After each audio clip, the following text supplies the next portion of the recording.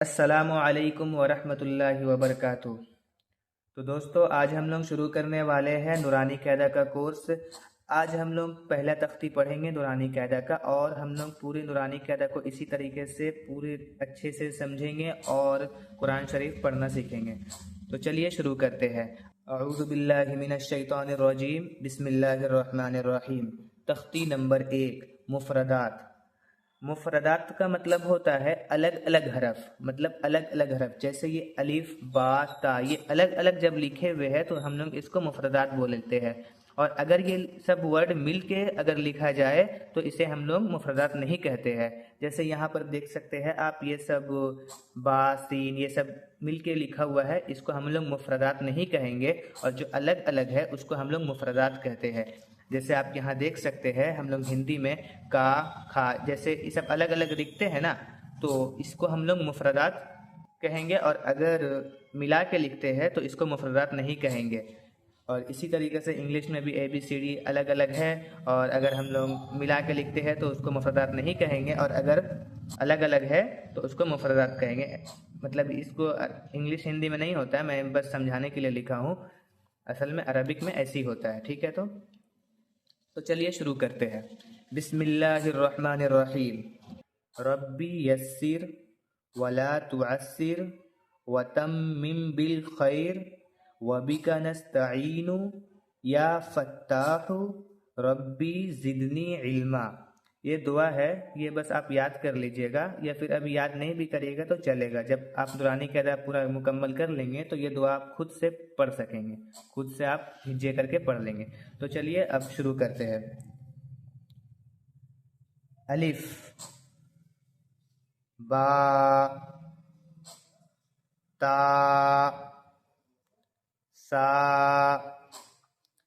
Gym हा खा दाल ज़ाल रा ज़ा सीन शीन स्वाद ज़ाद ता ज़ा ऐन गैन फा क़ाफ काफ लाम मीम नून वाव हा हमज़ा या। ये था हुरूफ का पहचान। आप बार बार इससे देख लीजिएगा, मैं जो पढ़ा रहा हूँ उसे अच्छा से समझ के बार बार पूरा हुरूफ को पहचान लीजिएगा। अच्छा से आप हुरूफ पहचान जाएंगे तो आपको अच्छा रहेगा। पहला सबक ही यही है, आपको हुरूफ पहचानना है। और ये देखिए तख्ती नंबर 1 में नीचे में दिया हुआ इम्तिहान। आप हुरूफ पहचान के इसको एक बार ट्राई करना, अच्छा से आप पढ़ना, इसमें आपको पता चल जाएगा कि आप हुरूफ कितना अच्छा से पहचान पा रहे हो। इस तरीके से तुम अगर इसको पहचान लोगे तो इसको कर ही लोगे। तो आपका सबक होगी, आप पहचान के इसे याद करना, पहचान के आप यहाँ इम्तिहान दे देना, ठीक है ना। अब हम लोग यहाँ पर ये समझते हैं अलिफ की कितनी शक्ल है।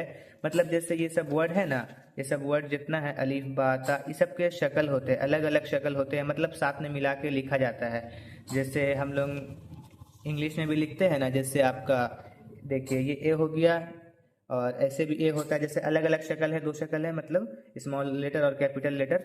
इसी तरह से हमारा अरबिक में भी बहुत तरीके से लिखाता है एक वर्ड। तो इसी को हम लोग पहचान करेंगे। यहाँ पर देखिए अलिफ, ये है अलिफ। अलिफ की 3 शक्ल है, ठीक है ना। अलिफ ऐसे भी होता है और ऐसे भी होता है, ऐसे भी अलिफ होता है, ठीक है। और बा का भी 3 शक्ल है, बा ऐसे भी होता है, ऐसे भी होता है, ऐसे भी होता है। कहीं भी ऐसे रहे तीनों जैसा तो आप समझ जाइएगा कि ये बा है। और ता का भी ऐसी होता है, ता का 4 शक्ल है, ता ऐसे भी होता है, ऐसे भी होता है, और ऐसे गोलता भी होता है, और ऐसे भी होता है, ठीक है। जहाँ भी ऐसा रहे समझ जाइएगा ये ता है। किसी भी हुर्फ में मिला रहे समझ जाइएगा ता है, ठीक है ना। जैसे यहीं पर देख लीजिए, यहाँ पर ता ऐसे मिला हुआ है ना, इसका साथ ता, ये ता तो नहीं लिखा हुआ है, ये ता जो है ये मेन ता, इसका ऐसे तो नहीं लिखा हुआ है ना, मिला के लिखा है तो ता ऐसे करके लिखा है, तो ये ता का शक्ल है, ठीक है ना। तो ये ता हो गया, और ये जीम का दो शक्ल है, जीम, ठीक है ना। जीम और दाल की भी दो शक्ल है, जैसे जीम की दो शक्ल है ना, इसी तरीके से हा खा सबकी दो शक्ल होगी। क्या कि देखिए जीम भी वैसी है, हा भी वैसी, खा भी वैसी है, खाली नुक्ता का फर्क है। बीच में नुक्ता होता है पेट में, और इसमें नुक्ता नहीं होता है, और खा में नुक्ता होता है, ठीक है। तो इसी तरीके से अगर नुक्ता नहीं रहे यहाँ पर और ऐसी रहे और या ऐसे लिखा रहे तो समझ जाइएगा वो हा है, और नुक्ता रहे तो जीम है, जीम है, मतलब जीम हा खा तीनों का मतलब दो शक्ल होता है, ठीक है।